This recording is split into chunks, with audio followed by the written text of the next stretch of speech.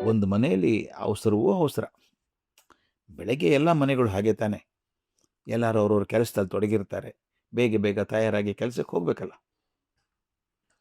ಆದರೆ ಆ ಮನೆಯಲ್ಲಿ ರಾಮುಗೆ ಒಂದು ಕೆಲಸಕ್ಕೆ ಆಹ್ವಾನ ಬಂದಿದೆ. ಸಂದರ್ಶನ ಇದೆ, ಮಧ್ಯಾಹ್ನ ಹೋಗಬೇಕು.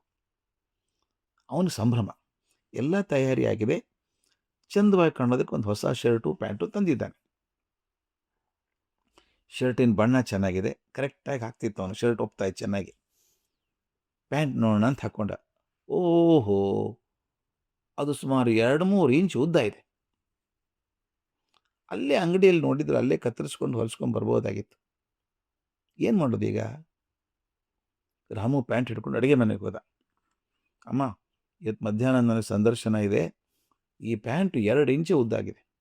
ಅದು ಸ್ವಲ್ಪ ಮಡಚಿ ಹೊಲಿದು ಕೊಡ್ತೀಯಾ ನನಗೆ ಅಂತ ಕೇಳ್ದ. ತಾಯಿ ಒಗ್ಗರಣೆ ಹಾಕ್ತಾಯಿದ್ರು. ಏಯ್, ನಾನು ಮಾತಾಡಿಸ್ಲೇಬೇಡ ಈಗ, ಸ್ವಲ್ಪ ಸಮಯ ಇಲ್ಲ, ಅಲ್ಲಿ ಕೋಣೆಯಲ್ಲಿ ಇಟ್ಟಿರು, ಆಮೇಲೆ ಕತ್ತರಿಸಿ ಸರಿ ಮಾಡ್ತೀನಿ, ಈಗ ಹೋಗಿ ಇಲ್ಲಿಂದ ಅಂತ ಓಡಿಸ್ಬಿಟ್ರು. ರಾಮು ಏನಂತ, ಅಮ್ಮ ಮರೆತು ಬಿಟ್ರೆ? ಪ್ಯಾಂಟ್ ತೊಗೊಂಡು ಕೋಣೆಗೆ ಹೋದ. ಆಕೆ ಎಲ್ಲಿಗೂ ಹೊರಟಂಗಿತ್ತು, ರೆಡಿಯಾಗಿ ಹೊರಟಿದ್ಲಾಕೆ. ಅಕ್ಕ, ನನಗೆ ಅರ್ಜೆಂಟಾಗಿ ಪ್ಯಾಂಟನ್ನು 2 ಇಂಚು ಗಿಡ್ಡ ಮಾಡಿ ಹೊಲ್ಕೊಡೆ, ಮಧ್ಯಾಹ್ನ ಸಂದರ್ಶನ ಇದೆ, ನಿನಗೆ ಗೊತ್ತಲ್ಲ ಅದು ಮೂತಿ ಉದ್ದ ಮಾಡಿದ. ಆಕೆ, ಮಹಾರಾಯ ನೀನು ಈಗಲೇ ಬಂದ್ಯಾ?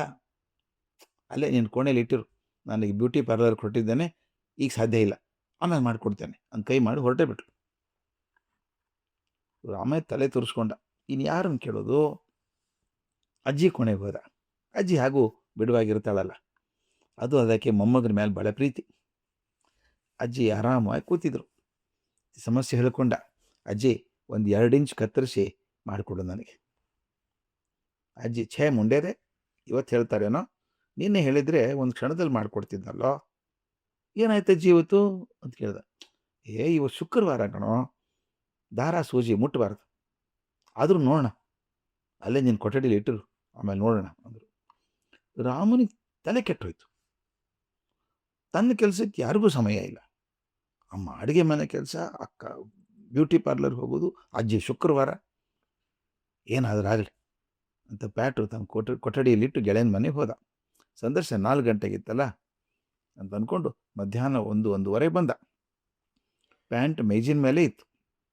ಓಹ್, ಯಾರೋ ಸರಿ ಮಾಡಿರ್ಬೇಕಾಗಾದ್ರೆ ಅಂದ್ಕೊಂಡು ಹಾಕ್ಕೊಂಡು ನೋಡ್ದ.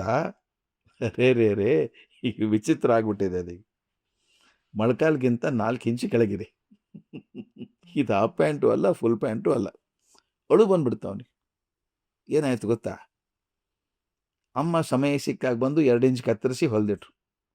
ಆನಂತರ ಅಕ್ಕ ಬಂದರು. ಆಕೆಗೆ ಅಮ್ಮ ರಿಪೇರ್ ಮಾಡಿದ್ದು ಗೊತ್ತಿಲ್ಲ, ಆಕೆನೂ 2 ಇಂಚ್ ಕತ್ತರಿಸಿಡ್ಲು. ಪಾಪ ಅಜ್ಜಿಗೆ ಪಾಪ ಅನ್ನಿಸ್ತು. ಶುಕ್ರವಾರ ಹೊಲಿಲಾರದೆ ಅಂತಂದರೆ ಪಾಪ ಹುಡುಗನಿಗೆ ಬೇಕಲ್ಲ, ಏನು ಮಾಡೋದು ಅಂತ ಪಕ್ಕದ ಮನೆ ಗೌರಿಯನ್ನು ಕರೆಸಿ 2 ಇಂಚ್ ಕತ್ತರಿಸಿ ಹೊಲಿಸಿಟ್ಟಿದ್ರು. ನಮಗೂ ಹಾಗೆ ಆಗುತ್ತಲ್ಲ, ಕೆಲಸ ಆಗ್ತದೋ ಇಲ್ಲೋ ಅಂತ ಭಯದಿಂದ 10 ಜನಕ್ಕೆ ಕೆಲಸ ಹೇಳ್ಬಿಡ್ತೀವಿ ನಾವು. ಯಾರನ್ನು ಒಬ್ಬರು ನಂಬಿ ಭದ್ರ ಮಾಡ್ಕೊಳ್ಳೋದಿಲ್ಲ.